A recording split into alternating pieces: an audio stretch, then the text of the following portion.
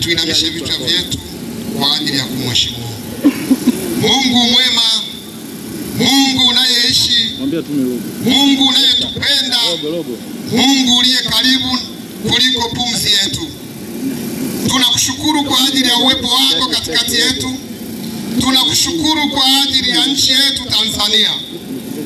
Asante kwa ajili ya viongozi wetu ambao umewapa neema na maono ya kuikomboa nchi hii kwa ajili ya kuhakikisha kila Mtanzania anaijua haki, na wewe peke yako ndio ulioweka uwezo wa kuchagua.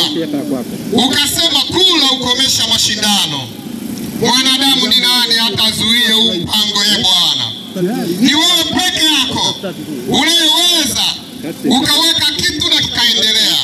Umesema katika neno lako, maneno yangu yamehakikishwa na yatalitimiza kila neno yaliyoagizwa. Atakapokuwepo mtu yeyote wa kuinuka kinyume na neno lako, Mungu anakuinukia wewe binafsi. Na wewe umesema kwenye neno lako, kiti chako msingi wake ni haki na hukumu. Utamhukumu sawa sawa na udhalimu wake. Baba, tunawainua viongozi wetu uliowapa maono kwa ajili ya nchi yetu. Mungu, wazo la uchaguzi alipoanza na wao, wanatekeleza majukumu uliyoweka kwenye neno lako. Na hii ni ishara ya kwamba nchi yetu ina watu wanaokucha wewe na kuwa tayari kulipa gharama kusimamia ile kweli yako katika nchi yetu. Baba, tunaachilia damu ya Yesu katika nchi nzima iweze kuwakomboa, iweze kuwalinda. Maana wewe umesema katika neno lako, siku ulipomuita mtumishi wako asimamie nchi yako, aweze kuikomboa, ulimwambia hakubali hizo gharama kuzilipa. Alikuwa ameandaa maaskari wengi huyo Gideon, ukamwambia hapana, upunguze. Wafanye maaskari watakaokubali kunyenyekea na kulipa gharama na kulamba maji kama anavyokunywa maji mbwa. Mungu aliandaa watu 33,000. Mungu uliwapunguza mpaka watu 300 na wakaingia vitani na kushinda. Hii ni ishara ya kwamba haushindi katika wingi, bali unashinda kwa sababu wewe ni Mungu. Hauangalii wingi wa watu. Kuna watu wamegeuka mara baada ya kuangalia huu pepo wa kusimamia haki, wameiacha Chadema.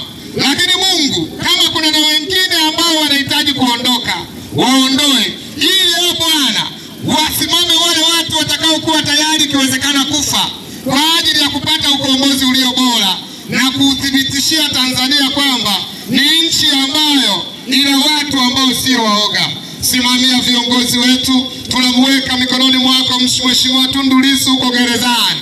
Mulinde kama ulivyomlinda Yusufu. Umlinde Yusufu kule gerezani.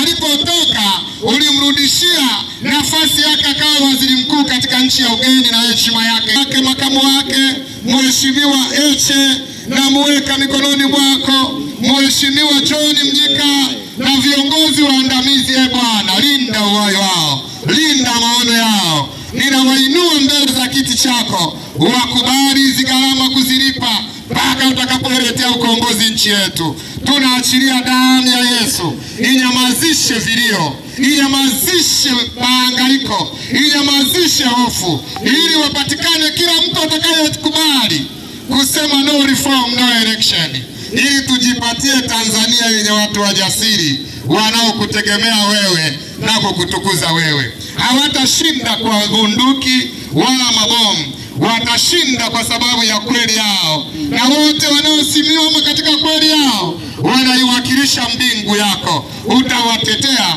na kuwapa nguvu mpya. Ninaachilia damu ya Yesu katika huu mkutano, wape busara na hekima ya kueleza ile kweli bila woga. Waeleze katika mapenzi yako, wape hekima ili mkutano huu ujazwe na tumaini lako katika jina la Mungu.